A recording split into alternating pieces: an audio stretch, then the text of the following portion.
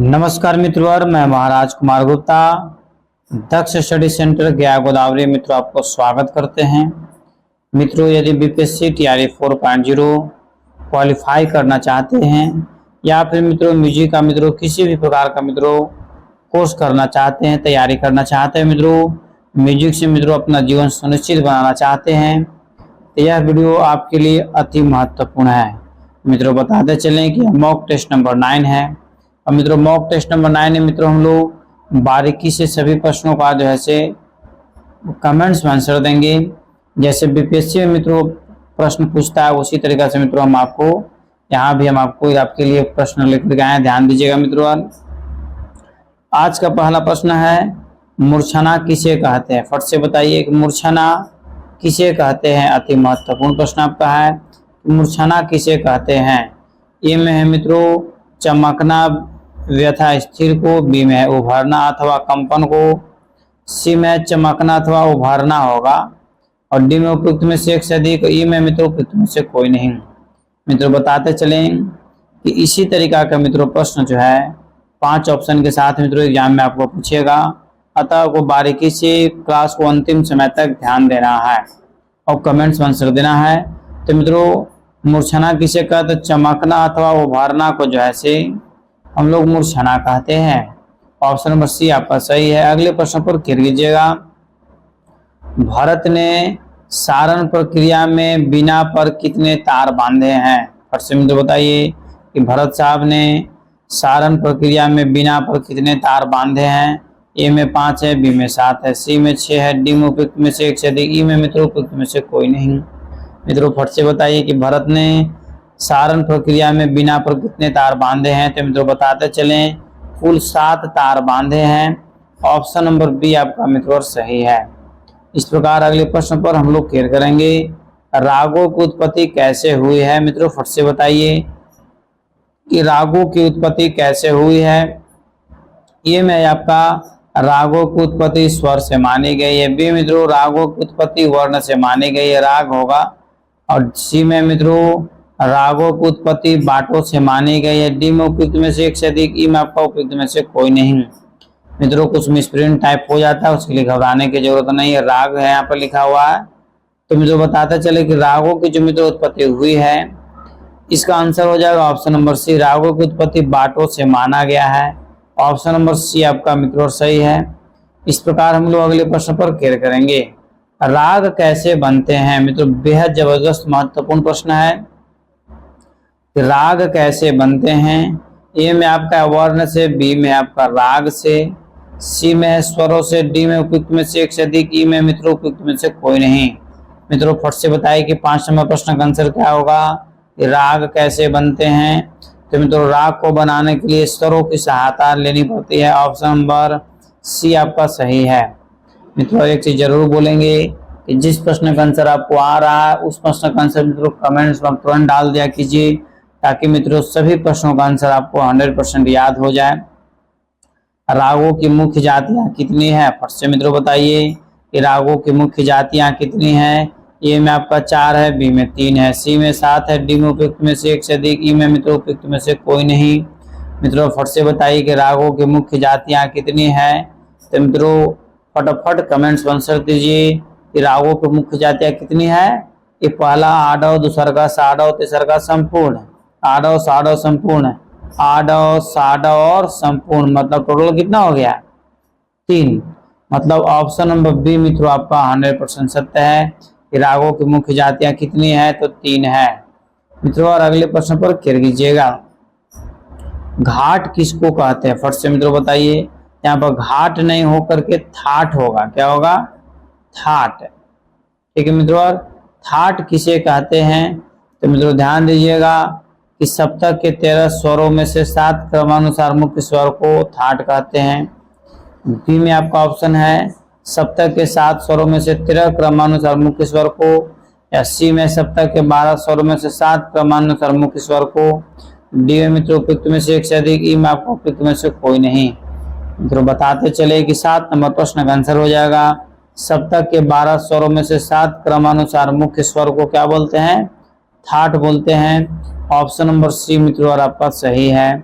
इस प्रकार हम लोग अगले प्रश्न पर क्लियर करेंगे। अगला प्रश्न मित्रों, एक ताल और चार ताल में कितनी मात्राएं होती है? फट से मित्रों बताइए कि एक ताल और चार ताल में कितनी मात्राएं होती है? ए में आपका 12 है, बी में 14 है, सी में 16 है, डी में उपयुक्त में से एक से अधिक, ई में मित्रों उपयुक्त में से कोई नहीं। मित्रों फट से बताइए कि एक ताल और चार ताल में कितनी मात्राएं होती है?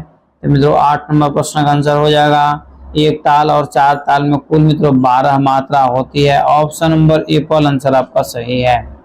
मित्रों जैसे ही हम प्रश्न को पढ़ते हैं मित्रों कमेंट्स में तुरंत आंसर आप डाला कीजिए। किसी को इंतजार करने की जरूरत नहीं है कि फलानवा देगा तब चिलानवा देगा तब, नहीं, सबसे पहले हम कमेंट्स में आंसर डालेंगे ताकि अब सबसे पहले रिजल्ट आपका होगा। प्रश्न आपका है कि ध्रुपद गायन के साथ किस ताल का प्रयोग होता है? मित्रों फट से बताइए कि ध्रुपद गायन के साथ मित्रों कौन से ताल का प्रयोग होता है? ए में आपका 3 ताल, बी में कहारवा ताल, सी में झप ताल, डी में उपयुक्त में से एक से अधिक, ई में मित्रों उपयुक्त में से कोई नहीं। मित्रों फट से बताइए कि ध्रुपद गायन के साथ किस ताल का प्रयोग होता है? मित्रों 9 नंबर प्रश्न का आंसर आपका हो जाएगा ऑप्शन नंबर ई। कहने का मतलब है कि ध्रुपद गायन के साथ मित्रों किस ताल का प्रयोग होता है? तो ऑप्शन नंबर ई। अब मित्रों बताते चले कि ध्रुपद गायन के साथ किस ताल का प्रयोग होता है। कमेंट्स में आप जरूर आंसर बताइए क्योंकि थ्योरी क्लास में मित्रों हम बता चुके हैं। इस प्रकार अगले प्रश्न पर क्लियर कीजिएगा। मित्रों यह 10 नंबर प्रश्न है। 10 नंबर प्रश्न में मित्रों बारीकी से क्लियर कीजिएगा कि ठुमरी किस राग में गाई जाती है? ठुमरी किस राग में गाई जाती है? ए में आपका भैरवी है, बी में भैरव है, सी में यमन है, डी में उपयुक्त में से एक से अधिक, ई में मित्रों उपयुक्त में से कोई नहीं। मित्रों फट से बताइए कि ठुमरी किस राग में गाई जाती है? तो मित्रों फटाफट कमेंट्स में आंसर दीजिए कि ठुमरी जैसे मित्रों किस राग में गाई जाती है। अति महत्वपूर्ण प्रश्न आपका है। मित्रों बताते चलें कि 10 नंबर प्रश्न का आंसर हो जाएगा ठुमरी जैसे मित्रों भैरव राग में गाई जाती है। ऑप्शन नंबर ए पर आंसर आपका सही है। मित्रों छोटा सा एक तथ्य बता रहे हैं, मित्रों तथ्य को अपने जीवन में उतारने का काम जरूर कीजिए। समझो हार हो गई अगर मान लिया जाए, समझो हार हो गई अगर मान लिया जाए, जीत निश्चित होगी, जीत निश्चित ही होगी अगर जीवन में ठान लिया जाए, जीवन में ठान लिया जाए। मित्रों इस प्रकार मित्रों और अगले प्रश्न पर हम लोग क्लियर करेंगे, बारीकी से ध्यान दीजिएगा। राग असावरी की उत्पत्ति किस ठाट से हुई है? मित्रों फट से बताइए कि राग असावरी की उत्पत्ति किस ठाट से हुई है। ए में आपका असावरी है, बी में भैरवी है, सी में यमन है, डी में उपयुक्त में से एक से अधिक, ई में आपका उपयुक्त में से कोई नहीं। मित्रों फट से बताइए कि राग असावरी की उत्पत्ति किस ठाट से हुई है। तो मित्रों 11 नंबर प्रश्न का आंसर आपको हो जाएगा राग असावरी की जो मित्रों उत्पत्ति हुई है असावरीय ठाट से हुई है, इसलिए मित्रों इसको आश्रय ठाट भी कहा जाता है, आश्रय राग भी मित्रों कहा जाता है। अगले प्रश्न पर क्लियर कीजिएगा। शुद्ध राग किसे कहते हैं? मित्रों फट से बताइए कि शुद्ध राग किसे कहते हैं? जिन रागों में शास्त्र के नियमों का पालन शुद्ध रूप में नहीं होता है। बी मित्रों जिन रागों में शास्त्र के नियम का पालन अशुद्ध रूप में होता है। सी में मित्रों जिन रागों में शास्त्र के नियम का पालन शुद्ध रूप में होता है, डी में उपयुक्त में से एक से अधिक, ई में आपको उपयुक्त में से कोई नहीं। मित्रों बताते चले कि शुद्ध राग किसे कहते हैं। तो मित्रों ऑप्शन सही छट गया होगा क्योंकि ए नंबर और बी नंबर तो दोनों ऑप्शन एक ही है। सी ऐसी मित्रों डायरेक्ट वे में आपका छट गया कि जिन रागों में शास्त्र के नियमों का पालन शुद्ध रूप से होता है उसे शुद्ध राग कहते हैं। मित्रों अगले प्रश्न पर खेल कीजिएगा। भारत ने सप्तक में कितने संवाद माने हैं? मित्रों फट से बताइए कि भारत ने सप्तक में कितने संवाद माने हैं। ए में आपका 4 है, बी में 2 है, सी में 3 है, डी में उपयुक्त में से एक से अधिक, ई में मित्रों उपयुक्त में से कोई नहीं।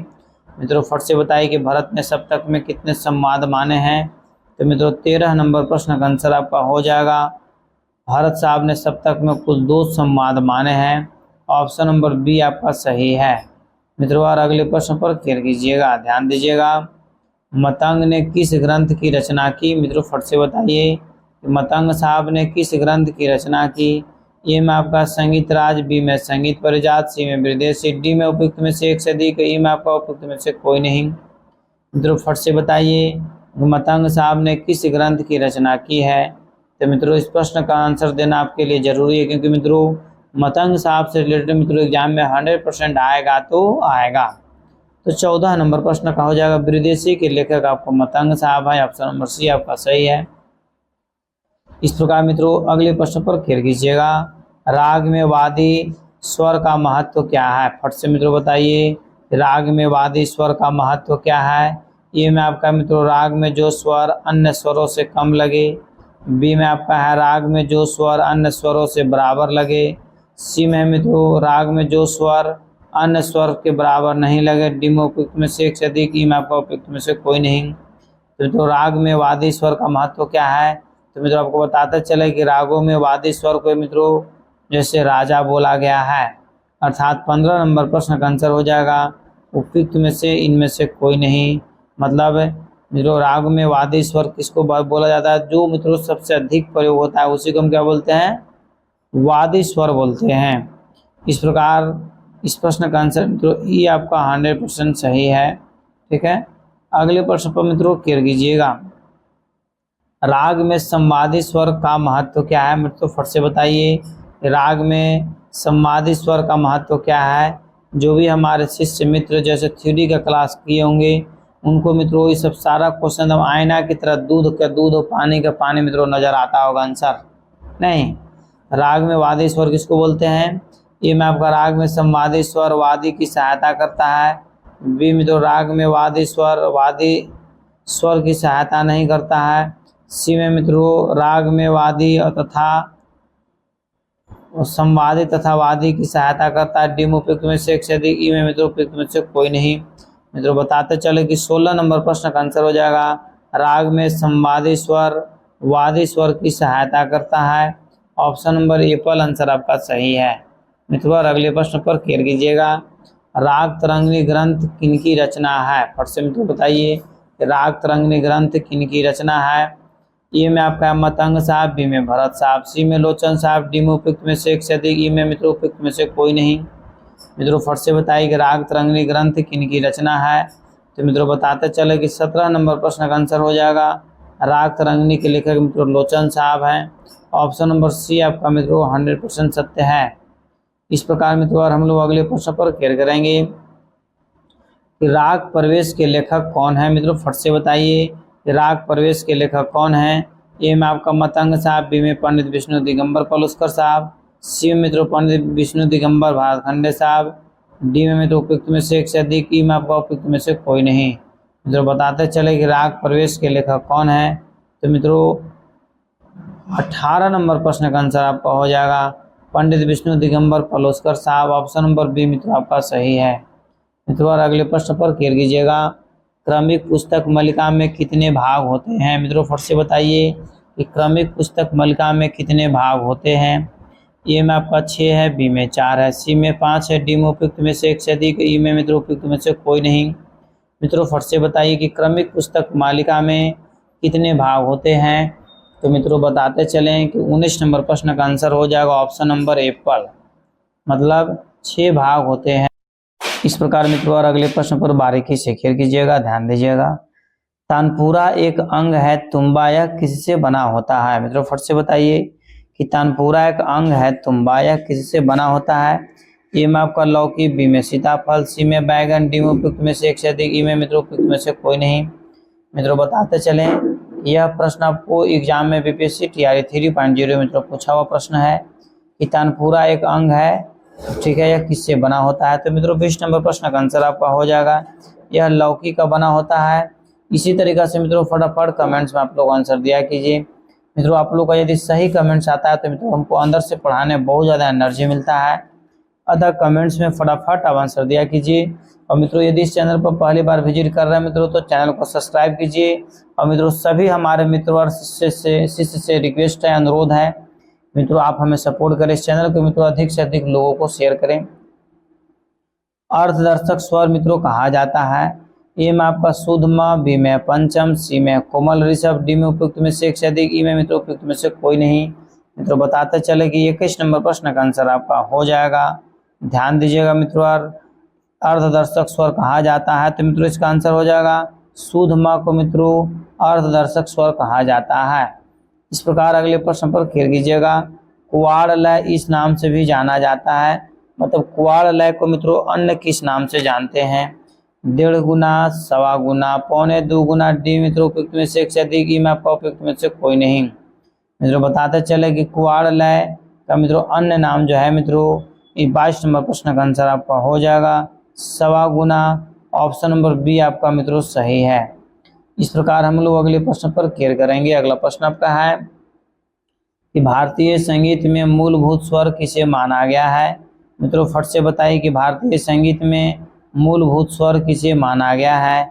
ए में आपको प को, बी में सा, सी में नी, डी में उपयुक्त में से एक से अधिक, ई में मित्रों उपयुक्त में से कोई नहीं।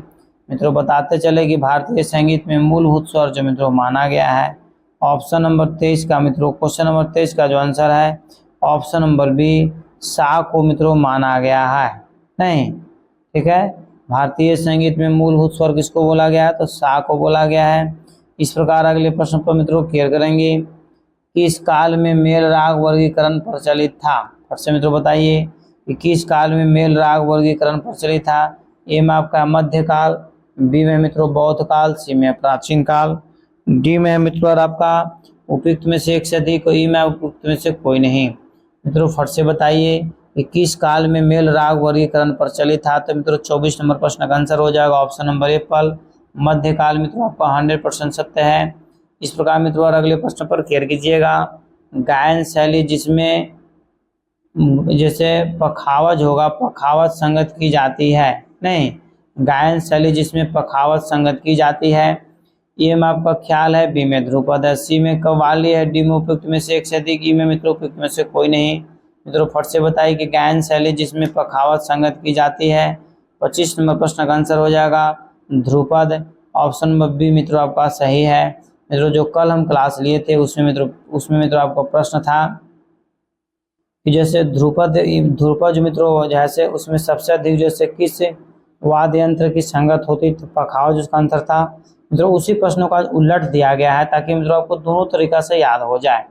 अगला प्रश्न आपका है कि धमार ताल में कितनी मात्रा होती है? फिर से मित्रों बताइए कि धमार ताल में कितनी मात्राएं होती है? ए में आपका 10 है, बी में 14 है, सी में 15 है। मित्रों फट से बताइए कि धमार ताल में कितनी मात्राएं होती है? तो मित्रों 10, 14, 15 उपयुक्त में से एक से अधिक, उपयुक्त में से कोई नहीं। तो मित्रों 26 नंबर प्रश्न का हो जाएगा आंसर धमार ताल में मित्रों कुल 14 मात्रा होती है। ऑप्शन नंबर बी मित्रों आपका 100% सत्य है। नहीं, इस प्रकार हम लोग अगले प्रश्न पर क्लियर करेंगे। संगीत रत्नाकर के लेखक कौन है? मित्रों यदि आप संगीत से तैयारी कर रहे हो, यदि इस प्रश्न का आंसर आपको नहीं याद है तो मित्रों बहुत ही बुरा हाल होने वाला है। नहीं, क्योंकि बहुत इजी प्रश्न है। संगीत रत्नाकर के लेखक कौन है? ए में मित्रों सारंग देव, बी में भरत साहब, सी में होबल साहब, डी में मित्रों उपयुक्त में से एक से अधिक, ई में आपका उपयुक्त में से कोई नहीं। मित्रों बताते चले कि संगीत रत्नाकर के जो मित्रों लेखक हैं सारंग देव साहब हैं। ऑप्शन नंबर एप्पल आंसर मित्रों आपका सही है। इस प्रकार हम लोग अगले प्रश्न पर मित्रों क्लियर करेंगे। ध्यान दीजिएगा बारीकी से। 3 ताली तथा एक खाली किस ताल में होती है? 3 ताल दादरा चाल, 4 ताल 4 होगा, डी में उपयुक्त में से एक से अधिक, ई में मित्रों उपयुक्त में से कोई नहीं। मित्रों फट से बताइए कि 3 ताली तथा एक खाली किस ताल में होती है?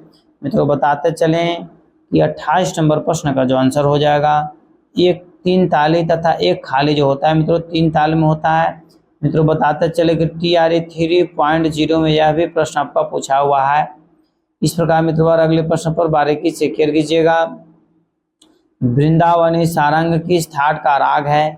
मित्रों फट से बताइए कि वृंदावनी सारंग किस ठाट का राग है? ए में आपका काफी है, बी में भैरवी है, सी में सावरी है, डी में उपयुक्त में से एक से अधिक, ई में मित्रों उपयुक्त में से कोई नहीं। मित्रों फट से बताइए कि वृंदावनी सारंग किस ठाट का राग है? तो मित्रों 29 नंबर प्रश्न का आंसर आपका हो जाएगा काफी ठाट का मित्रों राग है। ऑप्शन नंबर एप्पल आंसर आपका सही है। मित्रों और अगले प्रश्न पर क्लियर कीजिएगा। तानपुरे में कितने तार होते हैं? जैसा देश वैसा भेष इसका आंसर है। जितना अक्षर का मित्रों प्रश्न है तानपुरा उतना ही अक्षर का मित्रों इसमें तार भी होता है। तानपुरा में कितने तार होते हैं? तो 1, 2, 4 उपयुक्त में से कोई नहीं, इनमें से कोई नहीं सही है। मित्रों फट से बताइए कि तानपुरा में कुल 4 तारों की संख्या कितना होता है? तो 4 होता है। एकदम सभी मित्रों का आंसर सही आ रहा है, इसके लिए सभी को धन्यवाद। मित्रों अगले प्रश्न पर क्लिक कीजिएगा। संगीत की उत्पत्ति कैसे हुई है? मित्रों ए में आपका स्वर से, बी में नाद से, सी में मित्रों राग से, डी में उपयुक्त में से एक से अधिक, ई में उपयुक्त में से कोई नहीं। मित्रों फट से बताइए कि संगीत की उत्पत्ति कैसे हुई है। तो मित्रों 31 नंबर प्रश्न का आंसर आपका हो जाएगा, ध्यान दीजिएगा बारीकी से। संगीत की उत्पत्ति जो है मित्रों नाद से हुई, ऑप्शन नंबर बी आपका सही है। इस प्रकार मित्रों और अगले प्रश्न पर क्लिक कीजिएगा, ध्यान दीजिएगा। नाद किसे कहते हैं? फट से बताइए नाद किसे कहते हैं? संगीत उपयोगी मधुर ध्वनि को, असंगीत उपयोगी मधुर ध्वनि को, डी में मित्रों वादन की, सी में उपयुक्त में से एक से अधिक और ई में मित्रों उपयुक्त में से कोई नहीं। मित्रों बताते चले कि नाद किसे कहते हैं। तो मित्रों इस प्रश्न का जो आंसर आपका हो जाएगा, ध्यान दीजिएगा बारीकी से। संगीत उपयोगी मधुर ध्वनि को हम लोग क्या कहते हैं? नाद कहते हैं। नहीं, इस प्रकार मित्रों अगले प्रश्न पर क्लिक कीजिएगा, ध्यान दीजिएगा। नाद के मुख्य कितने प्रकार माने जाते हैं? 3, 2, 4, डी में उपयुक्त में से एक से अधिक, ई में मित्रों उपयुक्त में से कोई नहीं। मित्रों फट से बताइए कि नाद के मुख्य कितने प्रकार माने गए हैं। 33 नंबर प्रश्न का आंसर हो जाएगा। नाद के मित्रों कुल जैसे 3 प्रकार माने गए हैं, ऑप्शन नंबर एप्पल आंसर आपका सही है। इस प्रकार मित्रों अगले प्रश्न पर क्लिक कीजिएगा, ध्यान दीजिएगा मित्रों कि संगीत का आधार कौन सा नाद है। कोशिश कीजिए कि सभी प्रश्नों का आंसर कमेंट्स में डालें, क्योंकि जिस प्रश्न का आंसर आप कमेंट्स में डाल देते हैं मित्रों, यदि सही हो गया तो अच्छी है, यदि गलत हो गया तो मित्रों आपको जीवन भर के लिए याद हो जाएगा, क्योंकि गलत की जगह पर क्या चढ़ जाएगा? सही। तो संगीत का आधार कौन सा नाद है? प्रत्याहत नाद, आहत नाद, आहित नाद, डी में मित्रों उपयुक्त में से एक से अधिक, ई में आपका उपयुक्त में से कोई नहीं। मित्रों बताते चले कि 34 नंबर प्रश्न का आंसर हो जाएगा आहत नाद, ह लिखल है आहत, ठीक है। मतलब संगीत उपयोगी, संगीत का आधार कौन सा नाद है? तो मित्रों आपको बताते चले कि संगीत का आधार कौन सा नाद है। संगीत उपयोगी जो है मित्रों, तो 34 नंबर प्रश्न का आंसर हो जाएगा ऑप्शन नंबर सी। नहीं, इस प्रकार हम लोग अगले प्रश्न पर मित्रों केयर करेंगे, ध्यान दीजिएगा बारीकी से कि स्वर किसे कहते हैं। फट से बताइए। 23 श्रुतियों में से मुख्य 13 श्रुति गलत है। 22 श्रुतियों में से मुख्य 13 श्रुति, 22 श्रुतियों में से मुख्य 22 श्रुतियों में से मुख्य 12 स्वर को हम क्या बोलते हैं? स्वर बोलते हैं। 35 नंबर प्रश्न का आंसर सी नंबर मित्रों आपका 100% सत्य है। इस प्रकार मित्रों हम लोग अगले प्रश्न पर केयर करेंगे। स्वरों की उत्पत्ति कैसे हुई है? ए में आपका नाद से, स्वर की स्रोत से, ठीक है। बी में मित्रों स्वर से, स्वर और बूती से स्वर, और सी में मित्रों आपका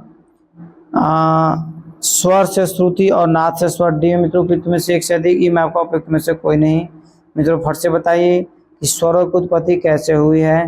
मित्रों 36 नंबर प्रश्न का आंसर आपका हो जाएगा ऑप्शन नंबर ई। नहीं, मतलब सटीक आंसर इसमें से कोई सही नहीं है।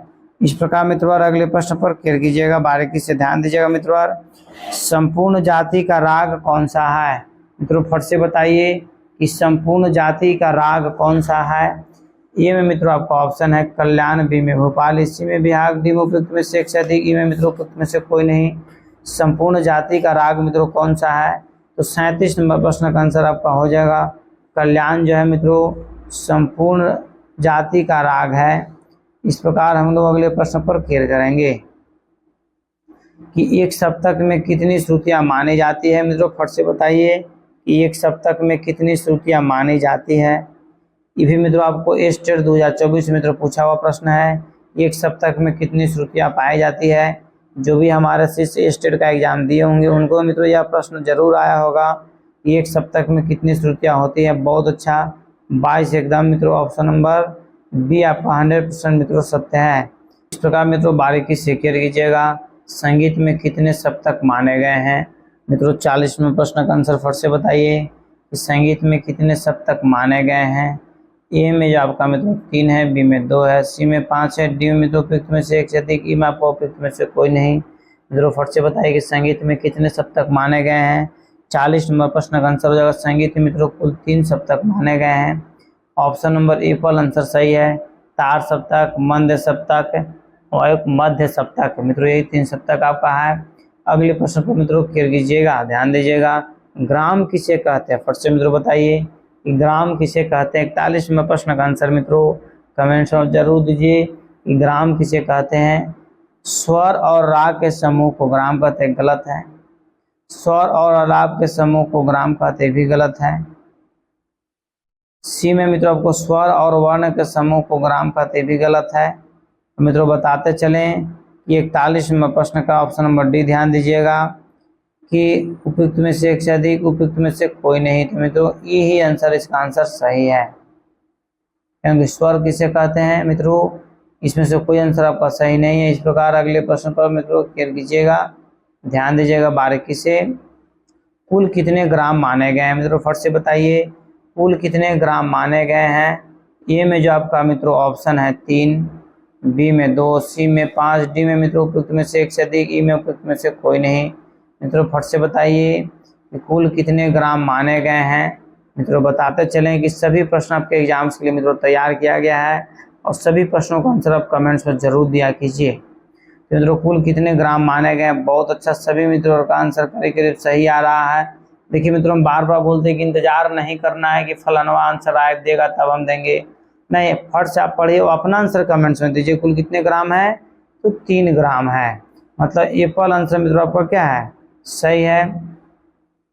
इस प्रकार हम लोग 42 के बाद मित्रों देखिए ध्यान दीजिए 42वें प्रश्न पर क्लियर करेंगे। रविंद्र संगीत में प्रयुक्त यह संगीत वाद्य है। रविंद्र संगीत में मित्रों प्रयुक्त यह संगीत वाद्य है। ए में आपका सितार है, बी में बांसुरी है, सी में इसराज है, डी में उपयुक्त में से एक से अधिक, ई में मित्रों उपयुक्त में से कोई नहीं।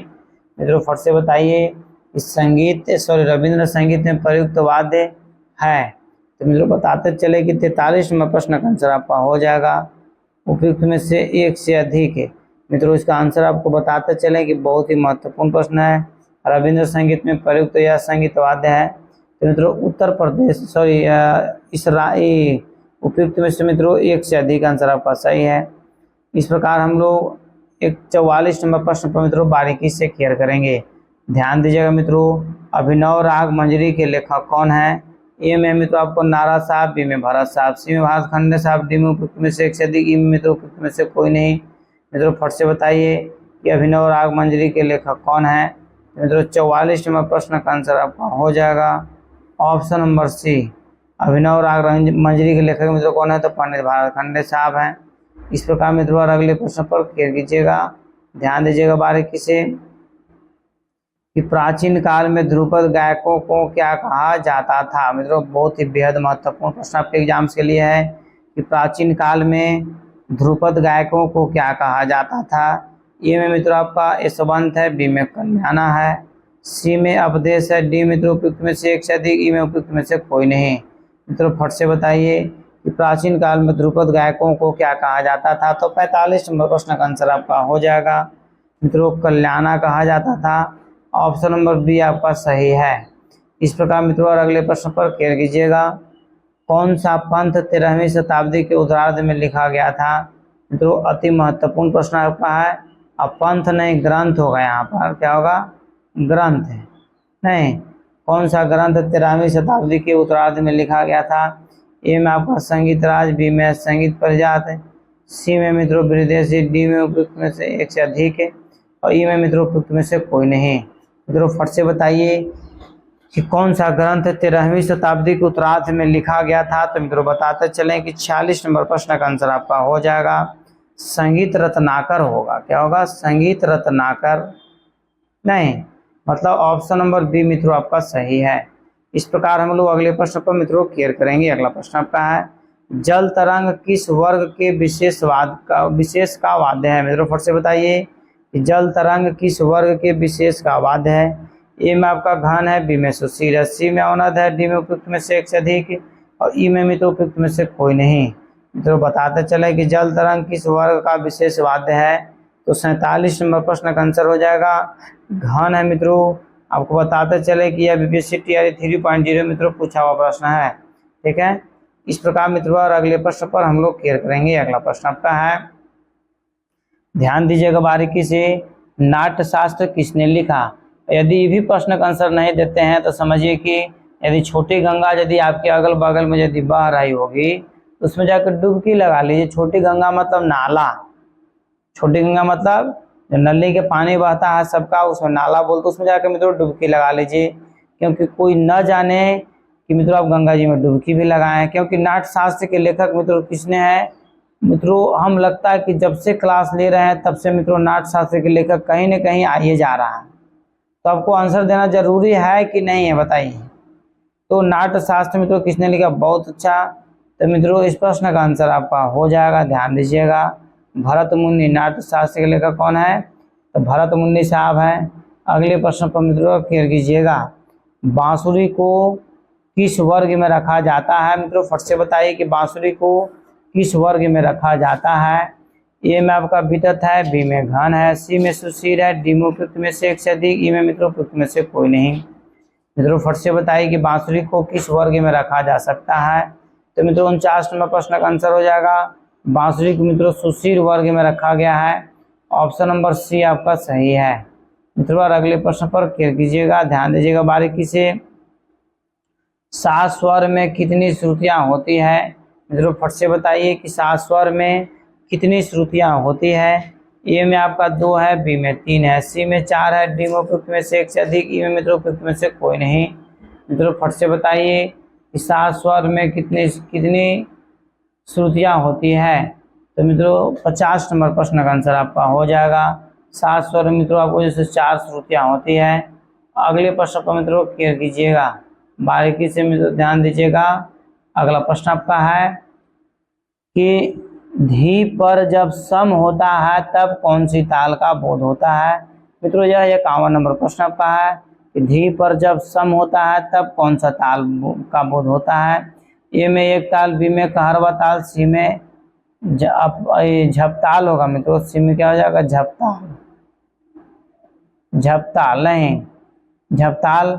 और डी में तो उपयुक्त में से एक से अधिक, ई में आपका उपयुक्त में से कोई नहीं। मित्रों फट से बताइए कि धी पर जब सम होता है तब मित्रों कौन सा ताल बचता है। तो मित्रों 51 नंबर प्रश्न का आंसर हो जाएगा ऑप्शन नंबर सी, अवतल। इस प्रकार मित्रों और अगले प्रश्न पर बारीकी से क्लियर कीजिएगा। मित्रों आपको बताते चले जाती है महत्वपूर्ण सूचना कि मित्रों आप बीपीएससी 4.0 के लिए मित्रों पैकेज जरूर परचेज कर लीजिए। क्योंकि मित्रों बिना पैकेज के आपको डिटेल्स जानकारी आपको नहीं मिल पाएगा, अतः पैकेज मित्रों आपको अति आवश्यक है।